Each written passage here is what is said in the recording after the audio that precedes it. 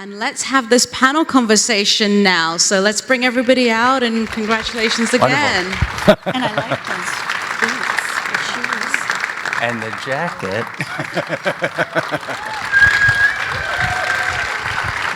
We get cozy chairs this time. Where do we want You can start filling in down the end. Yes. All right, let's give everybody a round of applause as they come back out again.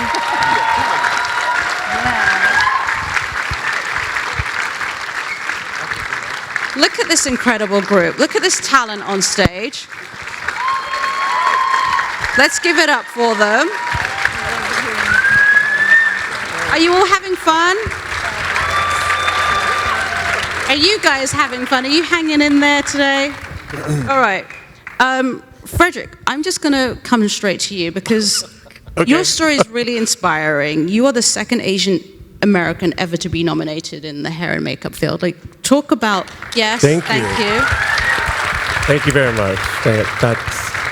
What does that mean to you, like your legacy, all of you, you know, it's now cemented in Oscar history, but what does your nomination mean to you? I mean, it changed it completely from just becoming about my work, finding out that I am the second Asian American makes it much more meaningful in a sense of, I just feel so much pride. My parents are refugees from Vietnam and the Philippines. So being the first generation in the United States to, you know, change that narrative for my family and for many, many people, many people are going to look up to me now. It makes me feel such a sense of pride for everything I've done so far. And I wish to continue to be a great representation for my community and my, you know, the Asian community. Well, congratulations. Thank you. All right, let's do some fun questions.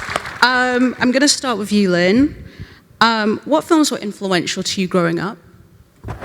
What films were influential to you as well? I'm here talking to you because in 1989, The Little Mermaid exploded my brain.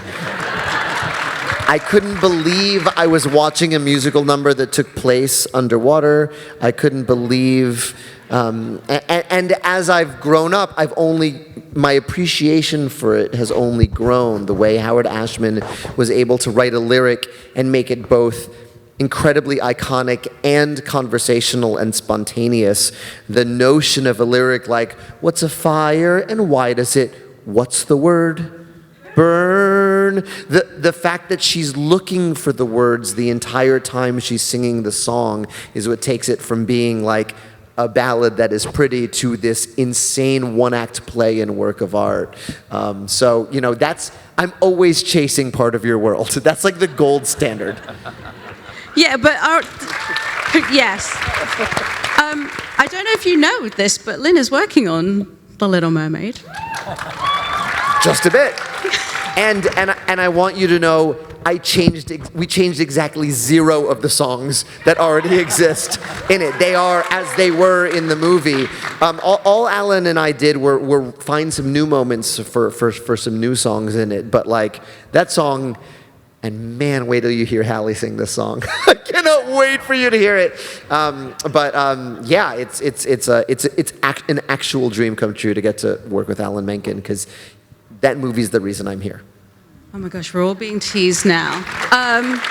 Jacqueline, for you, what film was influential to you growing up? Your mic. Oh, yes, my mic. I don't know. I think the film that affected me the most growing up was maybe seeing Notorious. It was chilling to me, and I just loved it so much. The actors, the wardrobe, the mood. I just loved it. Ooh, I like that choice. Bob, what's your choice? What film was influential for you? I think the film that really made me want to do costume design was The Last Emperor. And I remember watching that film, and I thought, someone made costumes for all these people and all these armies at all these periods. And it was just so amazing. I remember kind of like sitting back and thinking, wow, people do this for a living. And it made me want to do this. Oh my gosh, The Last Emperor, what a film. Okay, I'm going to switch this up because Paul thinking he can think about his answer. What's your answer? My answer is really ridiculous because, well, actually growing up, those magnificent men in their flying machines, for some reason, I saw that as a 70mm print, and it was incredible, and it just got me hooked on the sound. And then later on, I was working with the band Yes, and we were recording at Sunset Sound in LA. And one night, Chris Squire came in with this VHS and said, "Look, I got this film. This is Spinal Tap. We have to watch it."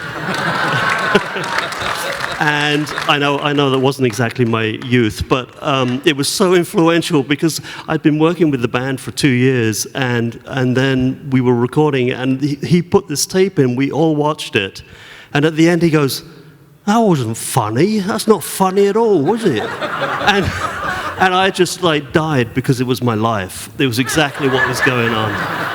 This is Spinal Tap is such a good movie, though. I loved it. It's great to this day. Tamara, what film was influential for you? Jeez, what film's not? Okay, as a young child, I have to say Mary Poppins, followed closely by The Sound of Music. Quite honestly, I think that's what made me want to work in film. I was just enamored. We didn't have video back then. I'm aging myself, but I think I begged my parents to see Mary Poppins about 7 times in the theater, and then Sound of Music. And then one day I got to work with Julie Andrews, and I just about keeled over meeting her. She's like a goddess. And then like other movies, like, I don't know, like Apocalypse Now, Nashville, just run the gamut. Spinal Tap, I know. Jermaine? Well, I'm going to also say Sound of Music as a young girl. I love Julie Andrews. I love the song My Favorite Things, and I loved her singing, at the top of her lungs. But later, when I was out of college, I saw Like Water for Chocolate, and that was a film that inspired me, and I thought, I'd love to do music for a film like that. Greg? Well, you might think that it might have been like a dark film like Blade Runner or French Connection or something like that, but actually the first memories, I guess this wasn't a true inspiration for me to do film, but the first memories of making movies was a film called Grease, which me and my sister and our friends were all like, we knew every single word for every single song. Tell me more. Well, Was it love at first sight? it's a funny thing, is because Olivia Newton-John was Australian, so we connected with Olivia Newton-John. But I was devastated when I learned that Olivia Newton-John married Matt Lattanzi and not John Travolta. And so it kind of proved to me that actually, we were 7 or 8, so it just proved to me that films are actually more than something on the screen. They actually inhabit your psyche, and we believed this. That we believed that in Venice High, and they drove into the car and they flew into the air, right. And they got married. So I watched it with the kids recently, with my children, and it was amazing. It hadn't aged at all. It hadn't aged. So that's my film, Grease. Yes, it is a timeless classic, that film. I need to watch it again. It's been a while. Peter, for you, what's been your most influential film? I think for me it's Chopper by Andrew Dominik. It's a weird choice, but I'll tell you why. I mean, it's a great film, but it's kind of the first film I saw. I'm from a part of Melbourne that isn't represented on screen very much, the western suburbs, and it's kind of that world. And to see it on screen made me think, wow, you can make this film in Australia, and you can actually do this job, making films that you can love. So that's why. And I also love Andrew Dominik's work. So. Kelly, for you? Yes. Well, I'm a visual effects supervisor, so Star Wars. Somebody says Star Wars, yes. 1977, it's the end of May. I'm 10 years old. I bring my 3 best friends. There's lines around the block. this hype that you wouldn't believe. I go in and I just, like the world, I'm just awestruck by what I'm seeing. This is something special. This is something that's never been seen before to this kind of level, and I'm just like, whatever that is, I want to do that.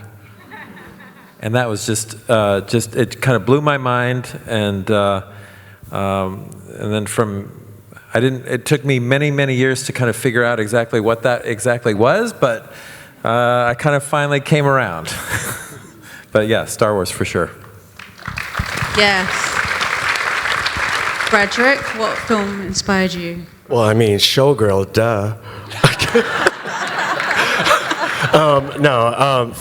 For me as a hairdresser, I really, my film would be Cleopatra with the great Alexander, who was such an instrumental influence.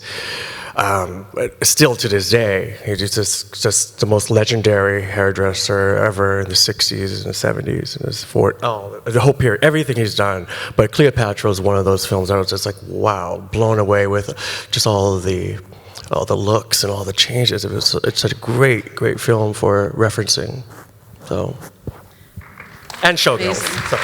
Showgirls, yes, but Cleopatra's amazing. It's 4 hours long, and people, it's 4 hours long, and I would love sitting through it. Yeah, well, so was House of Gucci. So,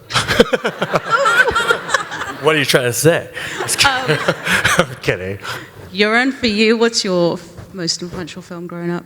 I don't know if I have one. I grew up in Sweden, and for me, that escape of the Hollywood movies, like Spielberg especially, was a big deal. That's why I chose to do what I do. So my favorite films aren't necessarily makeup related. I think Back to the Future is one of them. That's one of my, the one I can always come back to. When it comes to makeup movies, American Werewolf in London was the one that really tipped it over for me. That's the one that made me want to do this. So I just wanted to be Rick Baker. So I still do. That film still gives me nightmares to this day, by the way. It's a good one. You shouldn't watch it when you're 7 either. But we have a lot of students here today. So what advice would you give them for those that want to get into your field in the industry? And Paul, let's start with you. I think at this point, just follow your passion. If you're trying to get into the sound industry, especially, there are so many different avenues that you could take, whether it be theater or whether it be live sound or whether it be recorded sound, editing, mashing songs up. I think just explore every single opportunity that you can that might come up in front of you, and make the inroads to make connections so that you can be in the right place at the right time, hopefully later in your career, and get started. But there are no real easy paths to get into the sound industry now. There's not a solid path. You don't just go to college and then you come out and then you're going to get a job. I think just follow your passion and take on as much work as you possibly can to open up your eyes to different facets. Tamara, what advice would you give to students wanting to get into production design? Like just looking and learning about as much as you can, looking at art, reading history, reading books, writing and making art. Immerse yourself. I think it's really important to educate and research and just learn, because it's just you're trying to draw so many different worlds and draw from so much. Amazing. Joran? Well, I think passion is exactly what you said. If you have the passion, there's nothing that's going to stop you to try to get in. And if you have talent as well, it's you're gonna get in somehow. But I don't know if there's one specific way, because I do more makeup effects, and there's no absolute easy way to get in there. But if you have the passion, you're just gonna keep going. And I think also what I did was I had a passion to learn. It wasn't so much, I didn't think about a career. It was more like, I just want to do this. So it's like playing music. You have a passion to play music. You don't think about a career in it. You just play it, and it's the same here. So that's why I was thinking, if you have the passion, nothing is going to stop you. Frederick, thank you. Amazing. Frederick, what advice would you give to people that want to get into hair and makeup? Don't do drugs. I'm kidding. My advice is I'm sorry. Well, I don't know what it's going to happen then. It's the feathers. My advice really is what I tell myself all the time is failure, and repeat and fail again and learn from that. All the greats do it. They keep repeating their craft until it gets perfect, you know? And I think the best lesson in life for me was learning that failure wasn't an issue, you know? It was just a way of life and a way of learning. And it got me to where I'm right now, sitting where I am. And so that's what I would.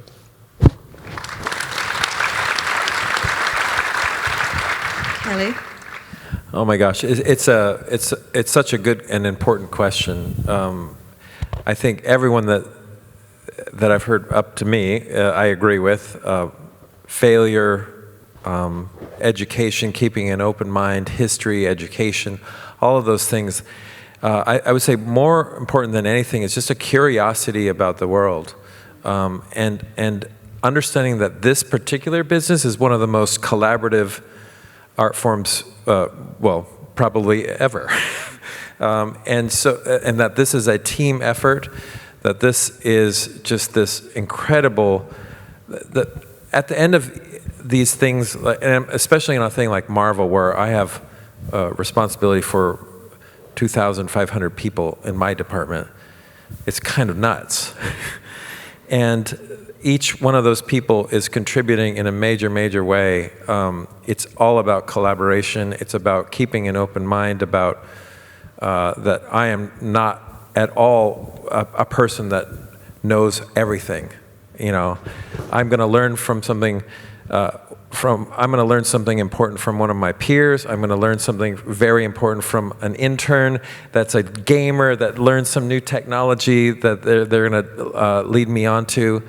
I'm open to that and embracing that openness of just not knowing it all, and just an eagerness to learn, a curiosity about the world. And I think that's a really important quality.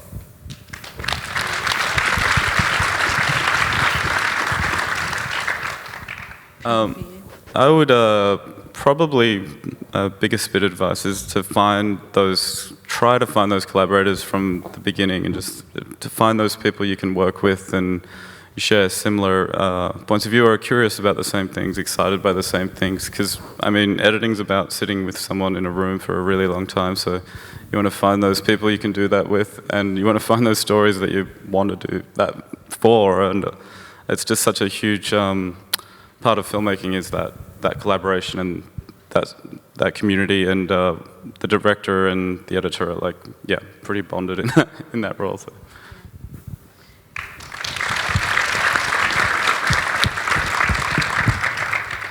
Greg, what advice would you give? I mean, I would say you take every one of these people's fine advice and would use those to relate to what you're doing. Maybe I'd add that, you know, you would surround yourself with people that you can learn from. You know, like the one thing that I love working with people is if I learn something from them. Regardless if they're less experienced than you, they might have literally just walked in the door, but they'll come with a different opinion. And if you close your mind to that opinion, then you're kind of dead in the water, you know. So regardless of how experienced one gets or how old one gets, keep learning and keep pushing yourself out of your comfort zone as well. Every time you get comfortable with something, it's like try something different or do something different. That's why I'm doing the Grease reboot. Just putting it out there, actually. I don't know. I do think that there is a Grease reboot to be had. I see you looking at Lynn. Collaboration in the next couple of years? You heard it here first. Jermaine, what advice would you give to those wanting to get into composing? Definitely say get your degree, and make sure that once you do get your degree, you have to realize that you may end up somewhere else doing something different. But just getting the degree is important, because when you're in college, you're learning about other subjects, and you're meeting friends, and you're learning to communicate, and you're just, you want to ignite that passion inside of you. So for me, it was music. For you, it might be writing. It might be, you know, storytelling. But once you do graduate, realize that each opportunity builds upon itself. And so you're developing a body of work. And you may do that if you're an animator, you're drawing, and you're constantly flexing those muscles. And just remember that when you do find your mentor or your teacher, you become a good listener, and that you listen and learn to tell stories through your art. That's what we all are. We're storytellers. And that is what is an amazing part of this job, is telling the stories of life and the world. And it's really awesome. Such great advice. Bob, what about for you? What advice would you give? I always say, don't do this, go into hair and makeup. But seriously. There's really no bad experience you'll have. They may not be a fun experience or one that you love a lot, but when you turn around backwards and look back on where you've come from, they'll all add up to where you are now. And so I say, don't discard a job that you may not think is leading you on the path, because it's leading you on the path you're supposed to be on. Great. Jacqueline, for you? I think what served me the best in my career is reading.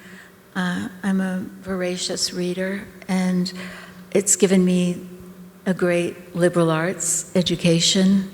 Before I did this, I was a fashion designer, and I even used it in that. I just think it's a character-driven, even when you're designing fashion or dressing actors, it's all character-driven. And the more character studies you do, the better you're going to be. You'll be able to dress people from the inside out.